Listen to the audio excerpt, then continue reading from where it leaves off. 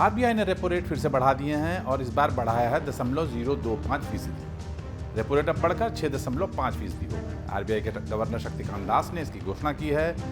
इस वित्तीय वर्ष में यह छठी बार बढ़ाया गया है। इस रेपो रेट के बढ़ने से स्वाभाविक सी बात है कि बैंक से लोन लेने वालों की जेबें तेजी से ढीली होंगी, मतलब ईएमआई चुकाना थोड़ी और टाइट हो जाएगा, थोड़ा और समस्या का विषय बनेगा। हालांकि बैंक एफडी वालों को कुछ फायदा भी हो सकता है। आखिर ऐसा क्या है रेपो रेट में जिसकी वजह से बहुत से लोगों को नुकसान होता है, बहुत चपत लगती है, लेकिन कुछ को फायदा भी होता है। नमस्कार दोस्तों, मेरा नाम है अमित मिश्रा और आप देख रहे हैं न्यूज़ नेशन का डिजिटल प्लेटफॉर्म। रेपो रेट का सिस्टम समझते हैं आज। रेपो रेट का सिस्टम समझने के लिए आपको सबसे पहले बैंकिंग का सिस्टम समझना होगा, मतलब बैंकें काम कैसे करती हैं। जानना होगा कि बैंकिंग सिस्टम में काम कैसे होता है और बैंकें कैसे फ़ायदा लेती हैं। इससे भी ज़रूरी बात यह है कि इस पूरे सिस्टम में रिजर्व बैंक की क्या भूमिका होती है। असल में बैंकों का धंधा लोन देकर चलता है, मतलब बैंक लोगों को घर, मकान, दुकान, कार, कारोबार के लिए लोन देता है। बैंक इस लोन पर ब्याज लेता है।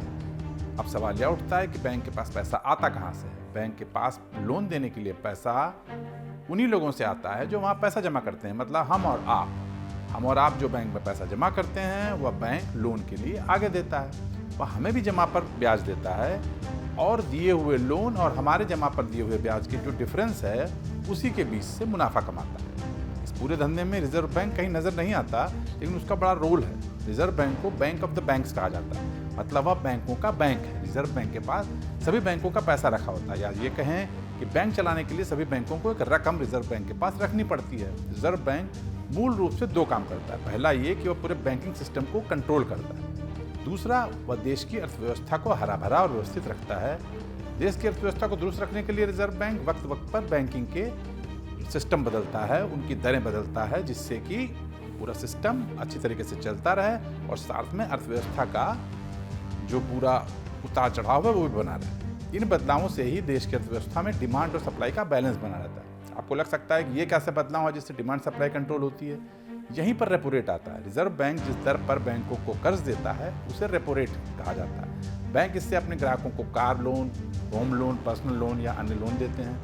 जब आरबीआई रेपो रेट बढ़ाती है तो बैंक ग्राहकों से लोन के बदले वसूली जाने वाली ईएमआई की रकम भी बढ़ा देता है। इसी तरह जब रेपो रेट घटता है तो ईएमआई की दरें घट जाती हैं और ग्राहकों को ईएमआई कम देनी पड़ती है। आसान भाषा में कहें तो जब बैंक को कम दरों पर बैंक लोन देने के लिए पैसा उपलब्ध होता है तो वह कम दरों पर लोन उपलब्ध कराती है। और जब रिजर्व बैंक रेपो रेट बढ़ाती है तो बैंक अपने ग्राहकों पर इसका भार ट्रांसफर कर देता है। रेपो रेट की तरह एक और रेट भी है, उसे भी समझ लीजिए। इसे भी रिजर्व बैंक कंट्रोल करता है। इसे कहते हैं रिवर्स रेपो रेट।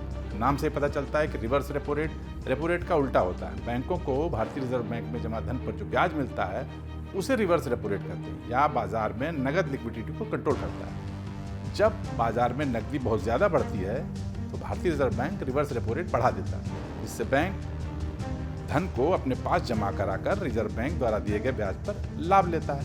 लिक्विडिटी को समझिए। लिक्विडिटी मतलब जितना ज़्यादा पैसा मार्केट में उपलब्ध है, जितनी ज़्यादा रकम मार्केट में उपलब्ध है, इसको भी कंट्रोल करने का काम रिजर्व बैंक अपने हिसाब से करता है, क्योंकि अगर रकम ज़्यादा उपलब्ध होगी तो चीज़ों के रेट तेज़ी से बढ़ेंगे।